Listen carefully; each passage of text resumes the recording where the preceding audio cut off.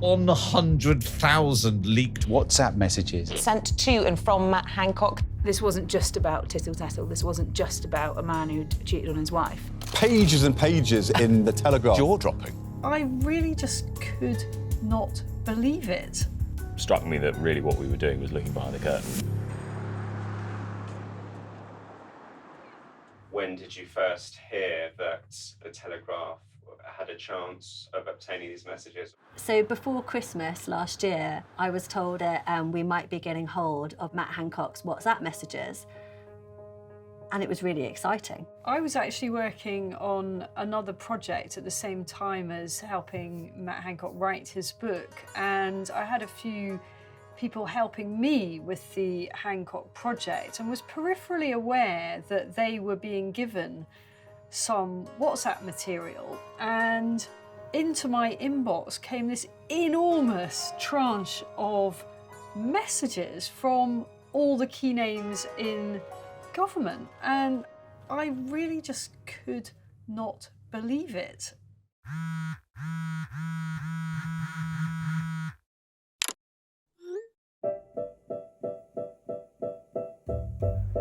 It almost just kind of blows your mind, really, that there would be so many communications. I knew there were going to be a lot of messages, but I didn't know how many. I had no idea there were going to be 100,000. My initial reaction to seeing these WhatsApp messages was what an incredible resource it was journalistically. My first feeling was one of just wild excitement, which marks me out as a specific type of journalistic geek. I'm a political reporter. I spent my whole time trying to work out what ministers are doing and why they're doing them and who they're talking to and how policy decisions are made. And here, suddenly, it was almost like a treasure trove.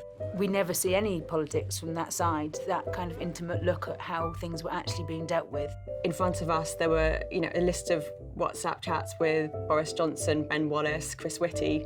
Before I arrived at the Telegraph, they did MPs' expenses, and that had always kind of lived in my head as an absolute dream type of project to work on. And then here it was. Honestly, it was a bit surreal. My initial thought was, blimey, how are we going to get through all this? There's a mixture of excitement, disbelief, and probably a bit of trepidation. It's quite daunting because it was because of the sheer volume, and you're worried that you will miss something. And it's in this tiny little font. Is my eyesight up to it? Do I need new glasses? It's that 20%, or even frankly, that 2% of gold that you find in amongst all the dark, boring rock that I think is worth the digging. With that opportunity comes a lot of responsibility to treat that data properly and to make sure that we are responsible to our readers in finding out kind of the important stories that are hidden within it almost. So from the very beginning, Claire Newell, the head of investigations, got a lot of experience in all of this, was very clear that everybody should work in a pretty formulaic way, very methodically going through the chats. Each person allocated certain group or individuals to go through and taking notes in a way that was uniform. So everybody was doing this in the same style. You definitely wonder, how are we going to retain all of this? How are we going to keep it in our heads so that we can make links and understand what's going on? So we had to come up with a plan. We were put into a bunker deep in the Telegraph offices, and we all had computers which weren't attached to the internet, which was part of protecting the data as well as preventing the story from leaking. We walked into the room and we had a conversation straight away with Isabel, who was showing us what was on all the hard drives. So when you plugged those hard drives in, they had chats on them. A lot of them were in Notepad and were just sort of reams of text with the date and time. And also within the folder, a lot of them had the picture attachments that had been sent and the videos that had been sent with them. At that moment, I think pretty much immediately, Hayley leapt into action, grabbed a chair, and we had a huge whiteboard in the room. So she started scribbling down the names of all the chats. And the idea with getting everything down on the whiteboard was to then put everyone's initials next to each of the chats. And then we knew if we could see those initials, then it was our responsibility to go through that conversation.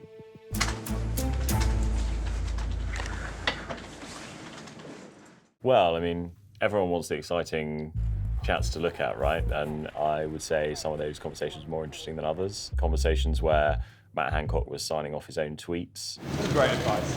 Was less exciting than looking at Simon Case, the Cabinet Secretary, or Dominic Cummings, Boris Johnson's chief advisor, and looking at how Downing Street was interacting with Matt Hancock. So, I mean, I made the case that with my political experience, I should be the one that gets to look at some of those number 10 chats, which is an argument I won. I think I then got some of the worst group chats as a punishment. As we were going through them, we kind of marked out what looked interesting. But it was only when you went away and separately looked at what was going on at the time, what the guidance was at the time, that in many of the cases you thought, oh gosh, this is really powerful. The notes were copious. And so you had to think, hang on, you know, one day I found something about vaccines and 3 days later I found something else. And you had to kind of piece them together. They were very acronym-laden chats. It was almost like it was in code in a way, you know. You'd be kind of decoding them as you go as well. Towards the end of every day, we had a kind of wash-up where we would go through the key points that we thought we'd found, and then I would present that to the head of news. It became quite clear that there was going to be a lot of very serious news stories that went right to the heart of some of those big issues during the pandemic. Schools was something that we found some stories on quite early on, and about the way that they were dealing with the closures and the fight that happened between Hancock and Williamson about whether to keep schools open or whether to close them. The thing that really surprised me was the tone of the messages. There was a message from Matt Hancock to Gavin Williamson, and he said what absolute arses the teaching unions are. And Gavin Williamson, you know, the serving education secretary, had responded, yes, they really just do hate work, or words to that effect. I was one of the people who went through the social media chat in which he was going through pretty much every single message that was to be posted. He had literally thousands of pages. And I think it said a lot about, Matt Hancock's micromanagement, but also how obsessed he was with his image and how he was coming across to the public. I looked at one of the ministers' chats with Matt Hancock, maybe the best way of putting it, and I thought, blimey, he's sending a lot of WhatsApp messages for someone in the middle of a pandemic. So that was kind of intriguing. And then you sort of got to the jokey nature of some of them. Some of it obviously has huge public interest, and some of it you thought, I'd rather you were running the country right now than sending love bombs to whoever it was, which was a common phrase, or, you know, I love you. Almost like teenagers chatting, I felt some of it. It would be like I'd stumble across my kids' WhatsApp messages. One of the groups I was given was one that was created just after news of Matt Hancock's affair came out. The group was called Crisis Management, and it was just a fascinating insight into the mad panic in the hours that followed the publication of the story. You could very quickly realise that this wasn't just about tittle-tattle, this wasn't just about a man who'd cheated on his wife. This was about somebody breaking guidance and potentially the law on the rules that he and his government had written. Well, it's just very early on, and I can't remember which conversation it was in. I think it was one of Matt Hancock's advisors. Jacob Rees-Mogg's child has had to do a COVID test, which has forced the whole family, under the rules in those days, into isolation, including, at the time, Jacob Rees-Mogg, who was leader of the House, I think. And that meant he'd done a test, but then when they couried off the test, because this test and trace system was obviously so hopeless, the test had gone missing. And so what this was a WhatsApp message that was sent from Matt Hancock's advisor to Matt Hancock saying, just to let you know, Jacob Rees-Mogg's child has been tested, but it's gone missing. Can we courier to his house another test and then expedite the whole situation, which then gets done.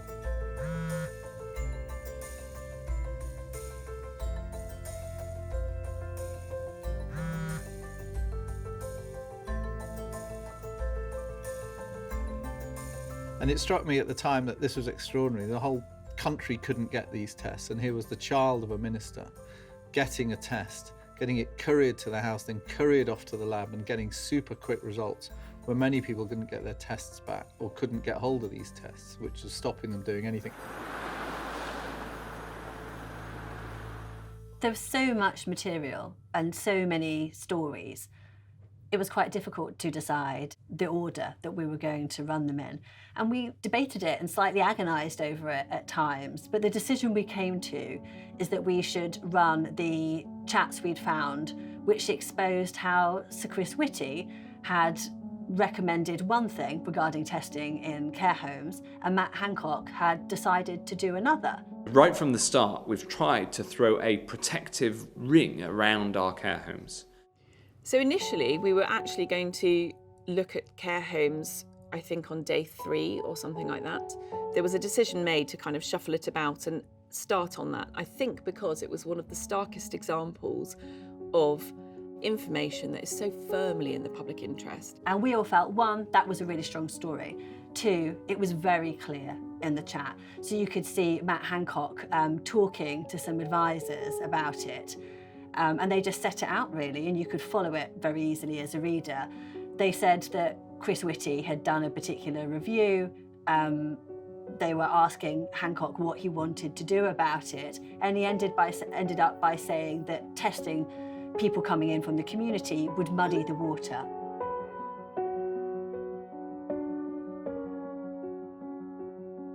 So the best thing about these stories is just let the chat speak for themselves, let the words come across to the reader. And we felt the care home example was a brilliant example of that.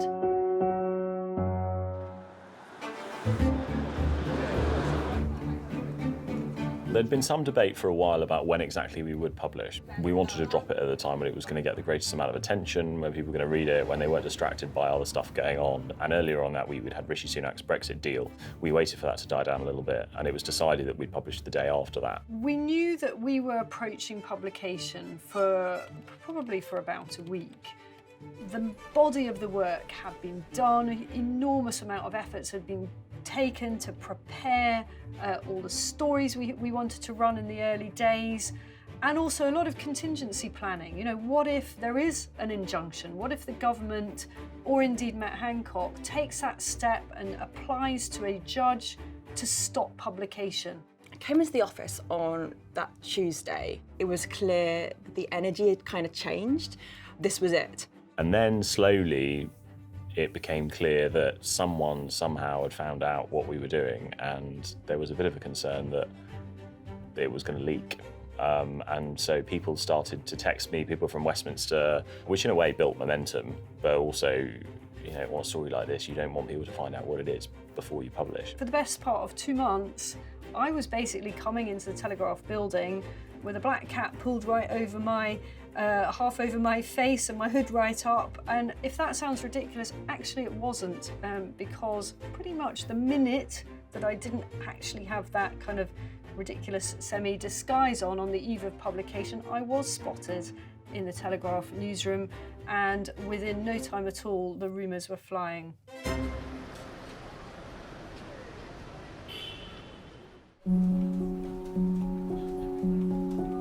About 7 o'clock at night, there became a bit of a panic that it might leak.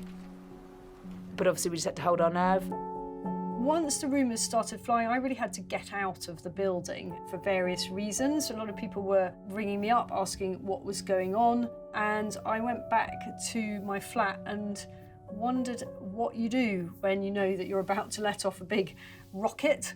The whole team was down here and back in the newsroom and out of the bunker for a few hours, reading all those proofs and making the marks, and then talking to the subs about any last-minute changes that needed to be made before we went to press. You zone everything else out, all the activity, the noise, and you're just reading these pages as quickly but accurately as you can. Meanwhile, a little bit along the road from my flat on Albert Embankment, journalists were gathered at the National Kebab Awards, a curious fixture of the Westminster social calendar. So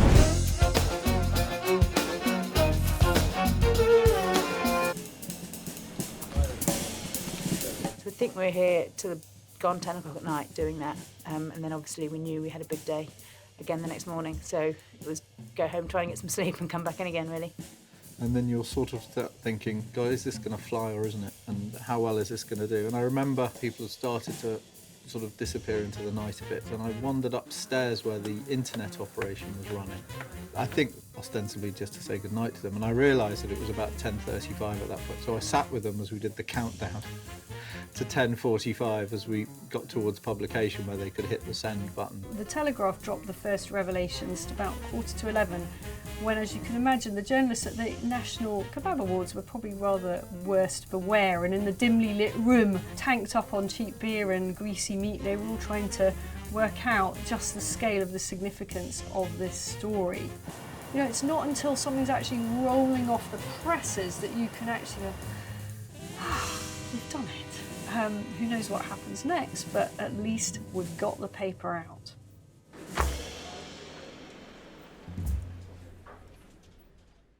So the journalists in the room at the start with Isabel Oakeshott were Claire Newell, Robert Mendick, Hayley Dixon, Catherine Rushton, Tony Diver, Janet Eastham, and myself. We needed to keep it secret that Isabel was working on this project with us. To the point that my very first time here I was actually ushered in through a separate entrance and up a sort of lift which no one else really uses. We started using a kind of back entrance to get into this room, which was away from the rest of the newsroom. Walked into the room, obviously there were no windows, there was just some steel plates up against one wall. I thought, this is not as much fun as I thought it might be. We couldn't keep the door open at all because we had to keep what we were discussing private, so that added to the heat. And although there were ventilation shafts in the ceiling, it wasn't clear to me there was a functioning ventilation system or air conditioning whatsoever. So instead we had a fan, which did nothing but make sort of like soporific white noise. It got pretty grotty.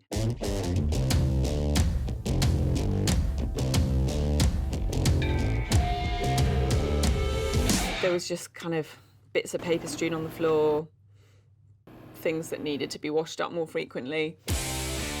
There were a couple of times when it felt like, you know, there's quite bad American films where there are sort of pizza boxes stacked up in the corner of the room and people drinking black coffee at 9 p.m.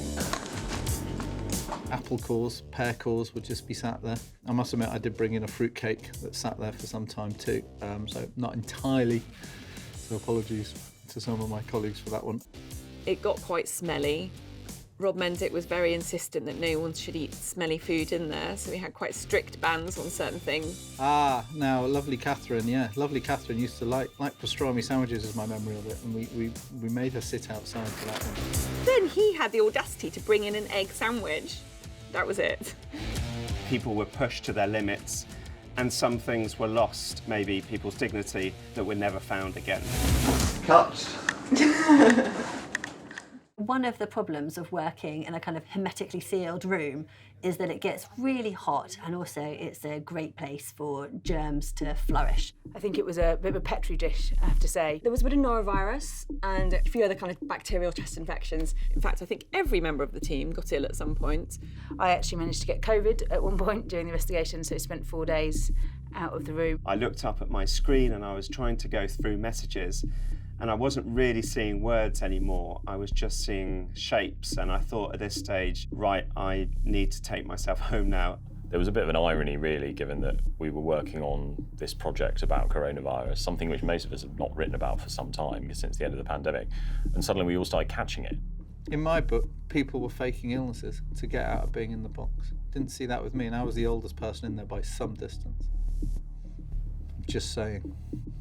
You didn't mention the holiday you took in the middle of the project there, but that's all right. Yeah, let's leave the holiday out, shall we?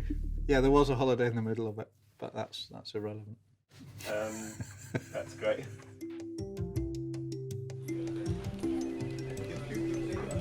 The newsroom knew something was going on because various reporters sort of disappeared from it. We had a cover story, which was that we were working on a story about President Biden because we're looking to launch in the US. In my daily job, I work on the Sunday Telegraph, so I sort of spend all week coming up with stuff and talking to people in number 10 and, you know, across the other parties. I suddenly went quiet on all these people, and I had quite a few concerned texts asking what was going on. There was a bit of chatter about what we were doing, and a bit of excitement in Westminster, which ultimately perhaps made people all more interested in what we then had to publish.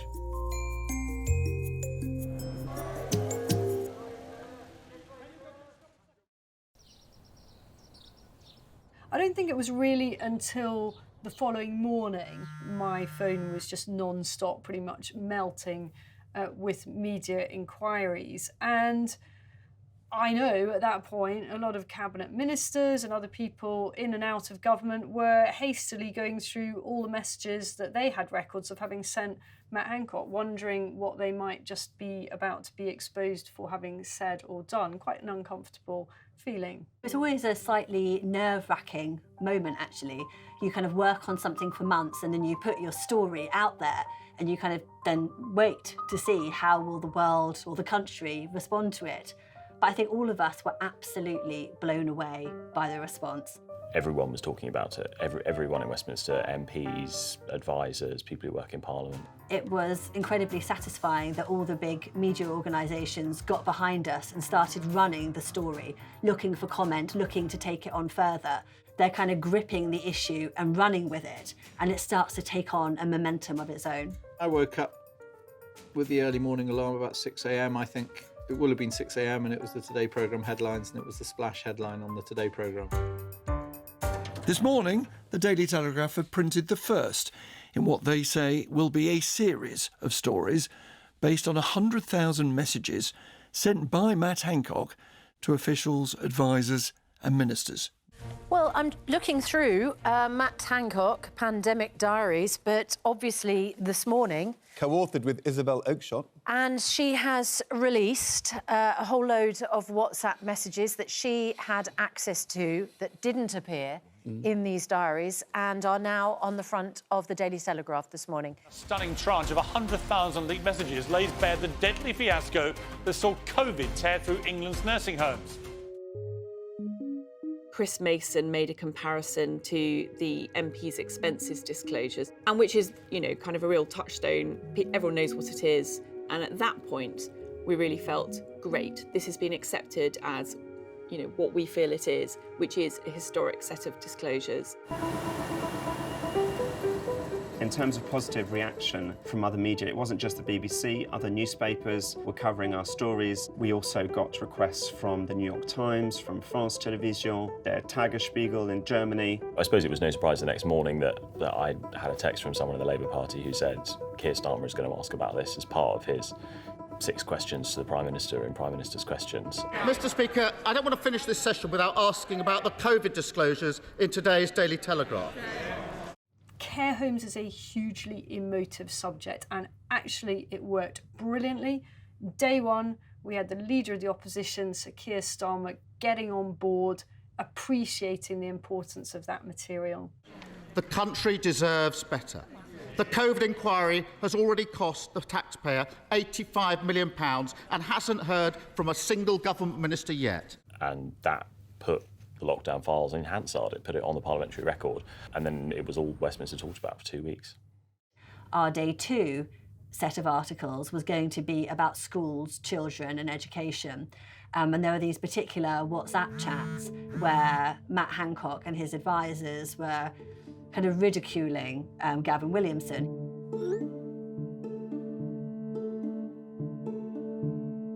Well, the fascinating thing about Cabinet Secretaries is they are one of the most pivotal members of the government. I mean, they are the Prime Minister's civil service eyes and ears. They are the fixers of Westminster, but we never hear from them. Like, very seldom does a Cabinet Secretary ever get put up before a Common Select Committee, say, or they certainly never say anything on the record to the media. So they are a kind of shadowy force in British politics. And what we were able to do is lay bare actually some pretty bad taste comments that were being made by the Cabinet Secretary during the pandemic, joking about people who were locked up in quarantine hotels.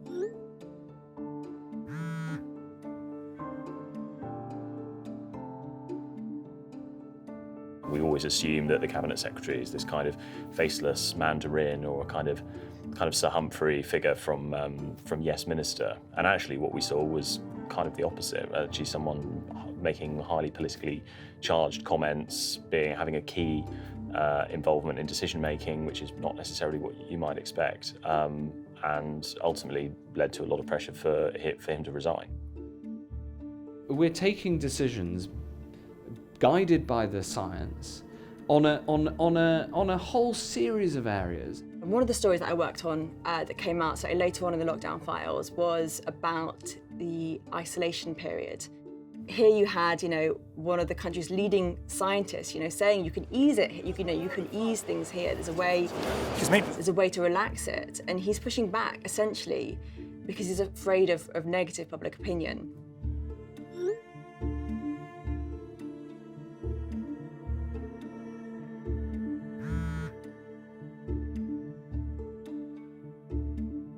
The day 2 stories was quite a big day for me because I'd written a lot of the stuff on the schools. And, I'd read Gavin Williams' messages, for example, and then you never expect him to come out and write for the front page of the newspaper the following day. And we did longer stories than I've ever written. The paper really gave it the space that it deserved. Other ones that I found really interesting were, say, Project Fear, for example. I'm not sure I saw that as a story at the beginning, and it took a period of time to understand that Hancock and his advisors were sometimes talking about how to frighten the public into compliance. Can't do anything about that.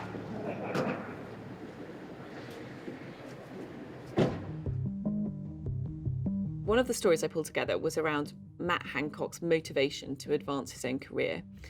And I think it was in January, very, very early on, that he passed a memo to one of his advisors from a, quote, wise friend, where said wise friend talks about how he could use a crisis of that scale to propel himself to the next level. And I think that you really get a sense of that colouring a lot of his actions. I think the first reaction I saw was from the Labour MP, Jess Phillips, and she'd screenshotted part of a story I'd written on testing.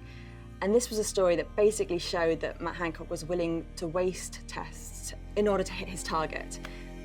She described it, I think, quite aptly as an example of a minister putting headlines ahead of front lines. It was really interesting, actually, to hear from former colleagues, from contacts and from friends, because when you said you'd worked on the story, they all had a different reaction in terms of the bits that had resonated with them and the specific messages that they remembered. I don't think any of us expected these conversations to essentially become sort of memes. So George Osborne telling Matt Hancock, no one thinks testing's going well, Matt. Our readers actually really loved it, so they were hoovering up this information and spending a lot of time on the pages, enjoying reading the chats just like we had, and seemed to be really engaging with the stories.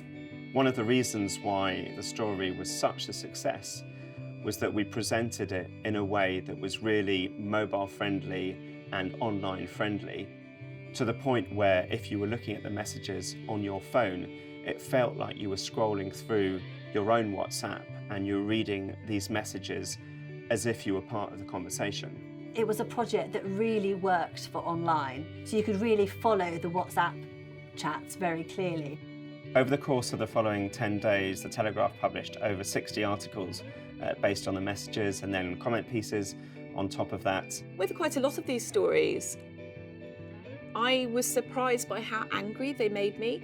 There will be people who, will have been in difficult, maybe abusive situations, or who ended their days, for example, elderly people who ended their days without seeing their loved ones. A lot of people instinctively felt that there was something not right about the power over our daily lives, and now they saw it, thanks to the Telegraph expose, in black and white, in the form of WhatsApp messages, and they thought, yeah, actually I wasn't going mad at that time. Bringing in the national lockdown has been, was done, with regret, but it's absolutely necessary, and it's critical that everybody plays their part.